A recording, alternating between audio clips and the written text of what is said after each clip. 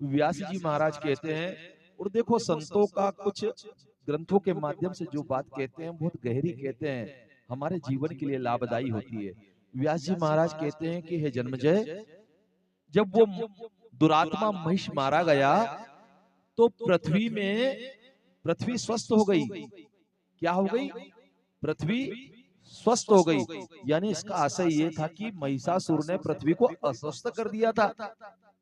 क्या महिषासुर धरती में रासायनिक खाद डालता था क्या? अरे, मैंने सुना है धरती तो अस्वस्थ कब होती है? जब उसमें पेस्टिसाइड और रासायनिक खाद डालो तो धरती अस्वस्थ हो जाती है। तो महिषासुर क्या रासायनिक खाद डालता था? गोबर का खत नहीं डालता था धरती में। वो कहते हैं कि हे जन्मजय, जल शुद्ध हो गया और वायु त्रिविध वाहिनी हो गई। वायु में किसी प्रकार का धुआं, किसी प्रकार के ये जो गाड़ियों का धुआं और तरह तरह की फैक्ट्रियों का धुआं और गंदी चीजों का जलाया हुआ धुआं नहीं बचा। वायु शुद्ध हो गई, जल पवित्र हो गया, अमृत के समान हो गया, और आकाश भी स्वस्थ हो गया, और अग्नि अपने स्वरूप के साथ उसकी नीलिमा को छोड़ करके अग्नि के रूप में जलने लगी। यानी ये सब चीज जब गंदी हो जाए तो महिषासुर का राज माना जाए। क्या माना जाए? आज क्या धरती स्वस्थ है? आप बताएं, धरती स्वस्थ है? आप किसी खेत में जाकर के उसकी मिट्टी से लेकर के अपने बाल धो सकते हैं क्या? हाँ जी कि ना जी मैया, बोलो तो सही। धो सकते हैं अपने बाल? जो पुरानी माता है वो बताएं, पहले धो लेते थे क्या? यानी मट्टी स्वस्थ थी। तो अब मट्टी में क्या क्या डल रहा है आपको मालूम है? कितने प्रकार के केमिकल, कितने प्रकार के पेस्टिसाइड और कितने प्रकार के विष डाले जा रहे हैं। तो आपके यहाँ की मिट्टी स्वस्थ नहीं है। पहले जब गेहूं में से मट्टी निकल जाती थी तो माताएं संभाल के रख लेती थी कि सर के बाल धोएंगे, और कुछ माताएं जिनके अंदर कैल्शियम की कमी होती थी वो मट्टी खाया भी करती थी। आजकल की मट्टी खा सकते हो क्या मैया? कैंसर हो जाएगा। क्या हो जाएगा? कैंसर हो जाएगा। तो इसका मतलब ये है कि धरती अस्वस्थ कब होती है? जब महिषासुर का राज हो। मैं आपको सारी बातें केवल इशारों में समझा सकता हूँ। मैंने सुना है बड़े बुजुर्ग बताते हैं कि समझदारों को इशारा काफी होता है, और मेरा ऐसा मानना है कि सारे ही समझदार लोग मेरे सामने बैठे हैं। तो धरती जब भी दूषित हो जाए तो समझ लो महिषासुर का राज आ गया।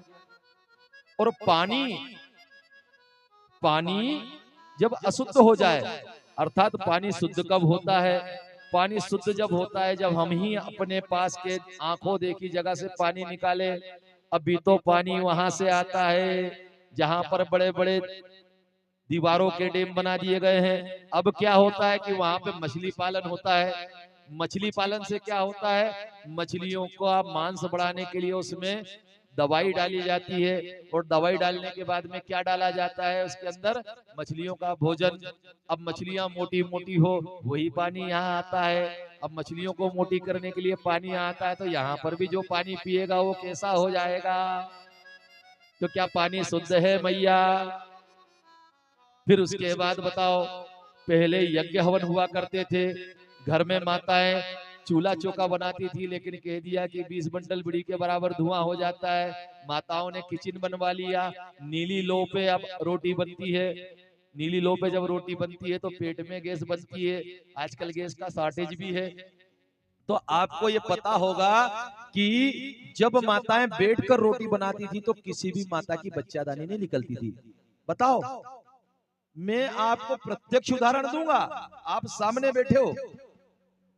पेट का ऑपरेशन नहीं होता था, क्योंकि जब बैठती थी माँ ऐसे बैठ करके रोटी बनाती थी तो ये घुटने यहाँ सामने आ जाते थे, या चूल्हा बाजू में होता था। लेकिन आजकल खड़ी होकर के बनाती है और सामने गैस और उसकी आंच लगती है। आप जानती हैं कि मातृशक्ति के जीवन में 1 माह के अंदर कुछ ऐसा समय आता है जब उसके शरीर में बहुत ज्यादा गर्मी बढ़ जाती है, और उस समय पे अगर मातृशक्ति को यूं ही हमारे यहाँ पर चौकी में नहीं जाने दिया जाता था, लेकिन पढ़े लिखे लोग तो कोई बात को मानते ही नहीं है। क्यों? क्योंकि उसकी सुरक्षा के लिए नहीं जाने दिया जाता था। लेकिन इसको जब हमारे बूढ़े लोगों ने धर्म से इसलिए जोड़ दिया कि भैया धर्म से जुड़ी हुई बात लंबे समय तक चलती है, लेकिन पढ़े लिखे लोगों ने उस बात को खत्म कर दिया।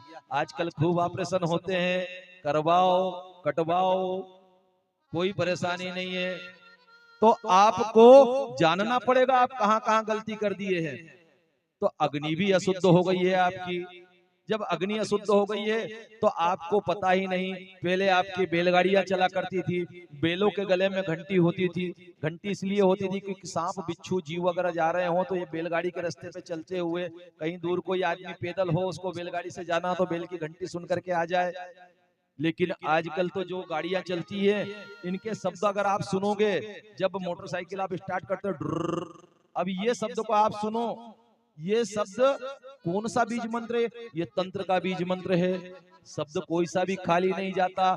जब एम बीज का इतना बड़ा प्रभाव होता है, हीम बीज का इतना बड़ा प्रभाव होता है, क्लीम बीज का इतना बड़ा प्रभाव होता है, तो इस शब्द का क्या प्रभाव होगा? ये ध्वनि मंडल खराब हो रहा है। इस ध्वनि मंडल से क्या होगा? लोगों के मस्तिष्क की नस फटेगी, ये कहीं और नहीं जाएगा, अपना किया अपने ही सामने आएगा।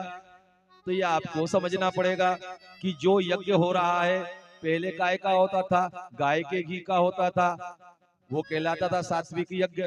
फिर घर के अंदर चौके में मीठे तेल का होता था, वो कहलाता था राजसिक यज्ञ। भगवान के पास में होता था दीपक का, वो भी कहलाता था सात्विक यज्ञ। कभी कभार कुछ लोग दीपक और लालटेन जला लेते थे, वो छोटा छोटा यज्ञ होता था, वो तामसिक यज्ञ होता था। आजकल तो पेट्रोल डीजल की कमी पड़ रही है तो उससे रात दिन यज्ञ हो रहा है, मशीनी षड्यंत्र के द्वारा हो रहा है। तो रात दिन जो यज्ञ हो रहा है उस यज्ञ से निकलने वाला धूम्र आपके जीवन के वायु को खराब करेगा कि नहीं करेगा? अर्थात महिषासुर तब तो मर गया था, भगवती ने मार दिया था। आजकल की भगवती नहीं मार सकती, क्योंकि व्यक्ति जब अपने सामने सारी चीज जानने के बाद अपना सुधार नहीं कर सकता तो समझ लो वो गुलाम हो गया। गुलाम कब होता है? जब सब चीज जानने के बाद भी अपने आप का सुधार नहीं कर सकता। अगर कोई इतना इतना भी करे तो 100 लोग अगर सुधार करेंगे तो इतना बड़ा सुधार हो जाएगा। अगर एक जन 1 इंच लाइन खींच देगा तो 100 जन से मिलकर कितने इंच लाइन खींचा जाएगी? 100 इंच। और आप में से कोई ऐसा भी हो सकता है जो 10 इंच की लंबी लाइन खींच दे। अपने जीवन को वापस परिवर्तन करे, अपने आप को सुधारे, नहीं तो बीमार हो करके, क्योंकि ये ध्वनियां जो आ रही हैं ये मस्तिष्क को खराब करेंगी। जो जल आप पी रहे हो ये जल आपकी किडनी लीवर सब चीज खराब करेगा। जो भूमि का आप खा रहे हो उससे आपके शरीर में कैंसर होगा। तो ये सारी चीजों से समझना हमको है। जब महिषासुर मारा गया तो ये भूमि जल वायु और अग्नि सब स्वस्थ हो गए। अब आप समझो व्यास जी महाराज को ये कहने की क्यों आवश्यकता पड़ी होगी? अब समझ आया? ग्रंथों में बहुत गहरी बात कही हुई है। उस बात को जब तक आप ना समझेंगे तो कहानी सुनी और उसके बाद में उठते टाइम चले बोलो जय माता दी, तो कहानी इसलिए नहीं होती मैया। अगर यहाँ से कुछ लेके नहीं गए, जीवन में बदल के नहीं गए, तो कोई काम का तपस्या नहीं है आपकी।